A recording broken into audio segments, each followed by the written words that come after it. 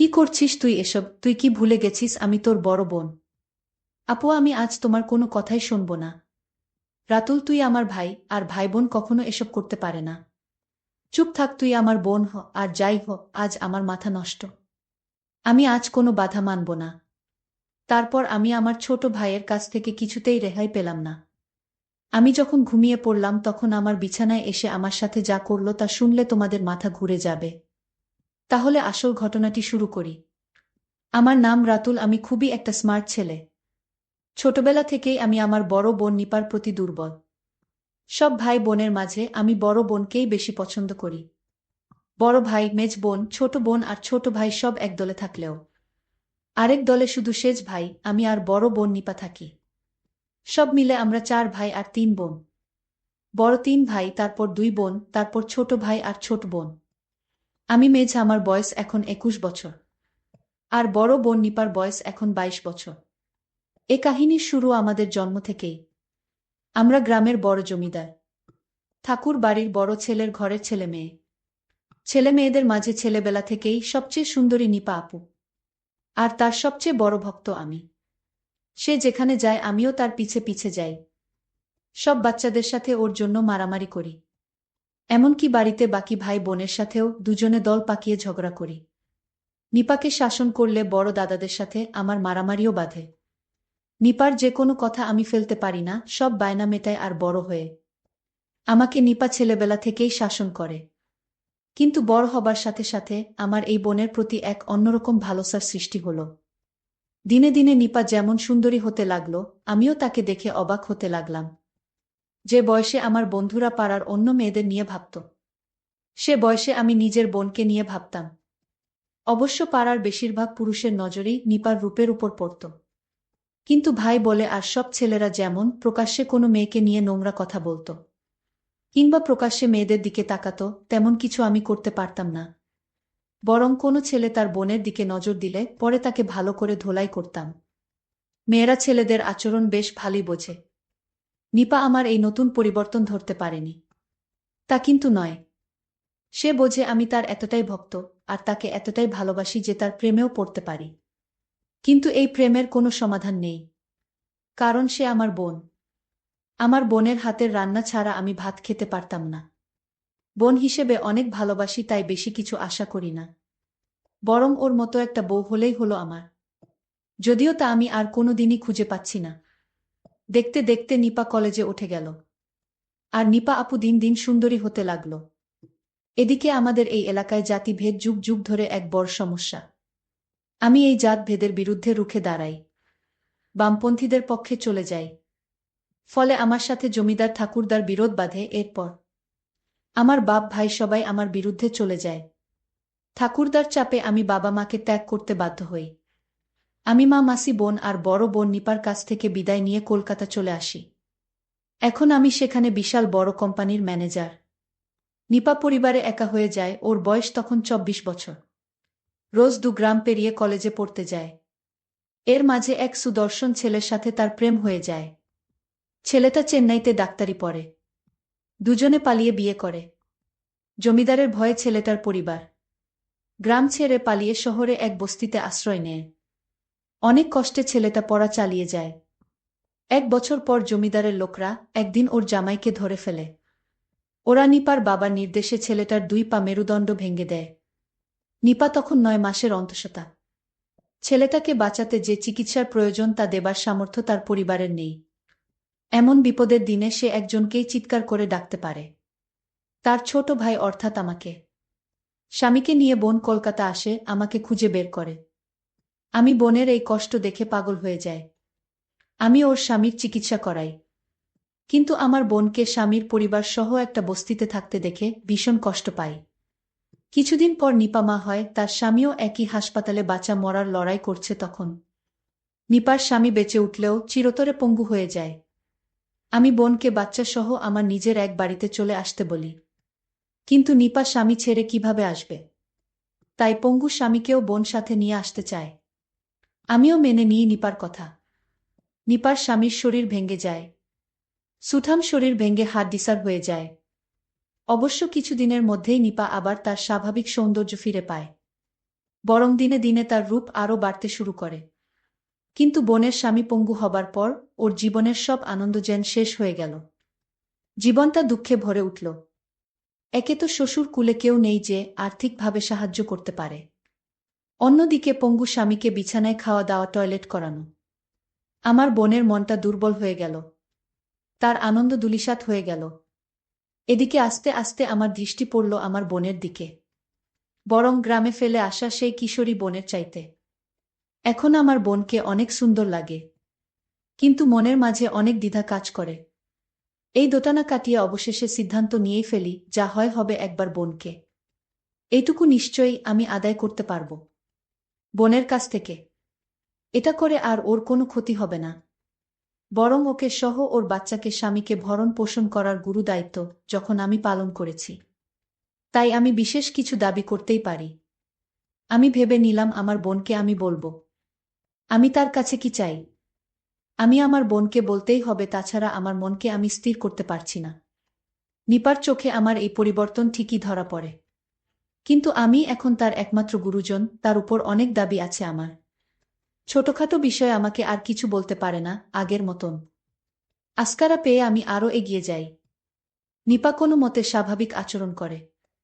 পঙ্গু স্বামীর ঘরে রোগীর ঘরের মতো দুর্গন্ধ, সুস্থ মানুষ এ ঘরে থাকতে পারে না, আর বাচ্চা থাকলে অসুস্থ হয়ে যাবে। একদিন আমি সে ঘরে গিয়ে তা টের পেলাম। তারপর বাচ্চাটাকে নিয়ে অন্য ঘরে শুতে বললাম নিপাকে। ওর স্বামীর জন্য বিশেষ বেডের ব্যবস্থা করা হলো। নিপা যে ছোট ঘরে বাচ্চাটাকে নিয়ে থাকতে শুরু করল। তার পাশেই আমার বড় স্টুডিও বেডরুম। মাঝে মধ্যে বোনকে ডেকে এনে দুজনে একসাথে টিভি শো দেখি। তখন বোনকে বলি আমি তোমার কাছে থেকে কিছু চাই, সেই সুযোগের অপেক্ষায় থাকি। এভাবে ধীরে ধীরে 6 মাস পর নিপার জীবন থেকে তার স্বামী রোগে আরও দূরে সরে গেল, একটা বোঝায় পরিণত হল। বোনের স্বামী এখন একেবারে বিছানা থেকে উঠতে পারে না, দিন দিন রোগে দুর্বল হয়ে গেছে। আমার বোন তখন অসহ্য যন্ত্রণায় ভুগতে থাকে। একদিন বোনকে নিয়ে টিভি দেখতে দেখতে আমি বোনকে বললাম, বোন আমার একটা কথা রাখবে। সে বল, কি কথা? আমি বললাম, আমি ছোটবেলা থেকেই তোমাকে অনেক ভালোবাসি, আর এখন তোমার অনেক কষ্ট, সেটা আমি সহ্য করতে পারছি না। বোন বলল, আমার কপালে যা আছে তাই হবে। আমি বললাম, তোমাকে এভাবে কষ্টে আমি রাখতে পারি না। আমার বোন তখন বলল, এখন কি করতে চাস? আমি বললাম, তোমার স্বামী তো এখন বেঁচে থেকেও নেই, এখন তুমি সব কিছু থেকে বঞ্চিত।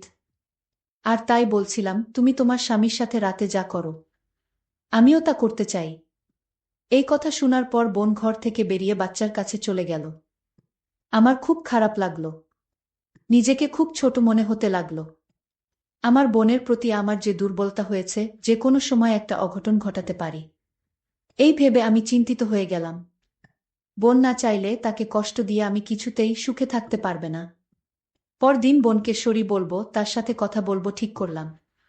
কিছুদিন পর আমি বললাম, দেখ, এভাবে তোর জীবনটা একটা পঙ্গু স্বামীর জন্য নষ্ট করার কোনো মানে হয় না। তুই তোর স্বামীকে ওর বাবা মার কাছে দিয়ে আয়, দেখাশোনার জন্য টাকা পয়সা যা লাগে প্রতি মাসে আমি দেব। আর আমি যেহেতু তোকে মাঝে মধ্যে জ্বালাতন করি, তোর ভালো না লাগলে তুইও গ্রামে ঠাকুরদা বাবা মার কাছে ফিরে যেতে পারিস, তাতে তোর ভালোই হবে। নিপা বলল, আর আমার বাচ্চাটার কি হবে? আমি, ওকে গ্রামে নিয়ে যাবি তোর সাথে? নিপা, না না, বাবা মা ওকে অনাথ আশ্রমে দিয়ে দেবে, তারপর আমাকে আরেকটা বিয়ে দেবে। আমি, সেটা খারাপ হবে না, যেভাবে আছিস তার চাইতে ভালো থাকবি। অনাথ আশ্রম থেকে ওকে নিশ্চয়ই বড় কোনো দম্পতি দত্তক নেবে। নিপা, আমি হয়তো ভালো থাকব, আমার বাচ্চার জীবনটা নষ্ট হয়ে যাবে। খারাপ কোনো লোক নিয়ে চাকর বাকর বানালে কি হবে? আমি, সেটা ভাবিনি আমি। আরেকটু বড় হোক, তারপর ভাবা যাবে। নিপা, আমি এখানে থাকাতে তোর খুব অসুবিধে হচ্ছে তাই না রাতুল? অনেক টাকা খরচা হচ্ছে। আমি, না না, তুই যা ভাবছিস তা না। তুই এখানে থাকলে আমি খুশিই হব, কিন্তু আমার ব্যবহারে তুই কষ্ট পাস এটা আমি চাই না। নিপা, তুই একটা বিয়ে কর না রাতুল। আমি হঠাৎ এই কথা শুনে কাশতে লাগলাম। আমি, কেন বিয়ে করব? কেন, অন্য কোনো মেয়ে এসে তোকে এভাবে বাচ্চা আর স্বামী নিয়ে নিজের সংসারে থাকতে দেবে ভেবেছিস? নিপা বলল, আমি চলে যাব গ্রামে, বাচ্চাটা কাউকে দিয়ে দেব। সুন্দরী একটা বউ হলে তখন আমাকে না জ্বালিয়ে ওকে জ্বালাবি তুই। আমি চলে যাব, বাচ্চাকে দিয়ে দেব বললেই হলো, এত সহজ? যত সব বাজে কথা। অন্য মেয়েকে দিয়ে আমার হবে না, আমার শুধু তোকে চাই। তুই কি পাগল হয়েছিস? আমি আর তুই ভাই বোন। ভাই বোনের মধ্যে এসব হয় না। হে, আমি পাগল হয়ে গেছি। আমি ছোটবেলা থেকেই আমি তোমাকে অনেক ভালোবাসি। ভাই এসব কেউ বলে না লক্ষ্মী ভাই আমার। তোকে আমি খুব সুন্দর দেখে একটা বিয়ে করাবো। তাও ভাই তুই এখন এসব বলিস না। তুই আমার ভাই। আমি মানি না ভাই আর বোন হোক, আমি তোকেই চাই। নিপা বলল, কি যে বলিস না তুই রাতুল। আমাকে দিয়ে তোর বউয়ের কাজ হবে নাকি? বিয়ে তো একদিন তোকে করতেই হবে। আমি অনেক হয়েছে নে, বিয়ে যেদিন করব সেদিন দেখা যাবে। করছি না তাই তুই তোর বাচ্চাটা নিয়ে এখানে ভালোই আছিস। খাল কেটে কুমির আনার দরকার কি তোর? তোর চাইতে সুন্দরী কোনো মেয়ে আছে নাকি যে বিয়ে করব? নিপা ধ্যাত, দেখ রাতুল, আমার সাথে অমন অসভ্য কথা বলবি না। নিপা লজ্জা পেয়ে অথবা রাগ করেই ঘর ছেড়ে বেরিয়ে গেল। ছোট ভাইয়ের এই আবদার আমার আর ভালো লাগে না। আমি যে এখন কি করি? পরদিন রাতুল অফিস থেকে ফিরে বোনের ঘরে গেল খাবার দিতে বলবে বলে। আমি খাবার দে নিপা।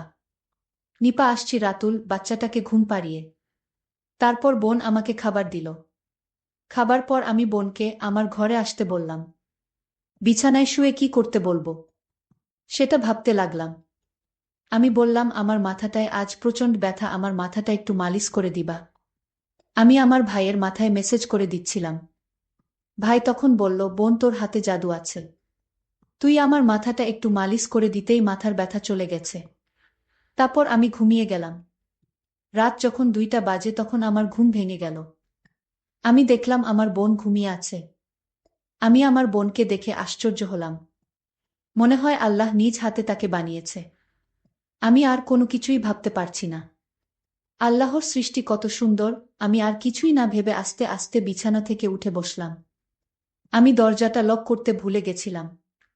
আর তাই দরজার কাছে গেলাম। দরজাটা লক করে আবার বিছানায় এসে বসলাম। তারপর আমি তার ঘনিষ্ঠ হতে শুরু করলাম। বোন তখন বিছানা থেকে উঠে আমায় বলল, কি তুই এখনো ঘুমাসনি? আমি বোনকে বললাম, আমার কিছুতেই ঘুম আসছে না। আমার বোন বলল, তাহলে কি করলে তোর ঘুম আসবে শুনি? আমি বললাম, আমি তোমাকে বউ হিসেবে দেখতে চাই। তাহলেই আমার ঘুম হবে। ঠিক আছে, তুই জানতে কি না জানিস না। আমি তোর আপন বোন না। আমাকে অনাথ থেকে তোর বাবা নিয়ে আসছিল। তোর বাবা একজন দয়ালু মানুষ। আর তাই আমাকে একদিন রাস্তায় কান্না করতে দেখে আমায় তোদের বাড়িতে নিয়ে আসে। আমার বয়স তখন 5 কি 6 হবে। আমার মা বাবাকে আমি জানতাম না। আর তাই তো আমি আমার বাচ্চাকে ছেড়ে আমি নতুন বিয়ে করতে পারবো না। তাকে অনাথে দিতে পারবো না। অনাথে থাকার কষ্ট আমি বুঝি, কারণ আমি অনাথে ছিলাম। আর তাই আমিও তোকে চাই। তুই আমার পাশে থাকলে আমার সন্তানটাকে মানুষ করতে পারবো। আর তাই তোর প্রস্তাব আমি মেনে নিলাম। বন্ধুরা, আজকের গল্পটি কেমন লাগলো তা অবশ্যই কমেন্ট করে জানাতে ভুলবেন না। আর এরকম নতুন নতুন ভিডিও পেতে আমার চ্যানেলটিকে সাবস্ক্রাইব করে পাশে থাকবেন। ধন্যবাদ।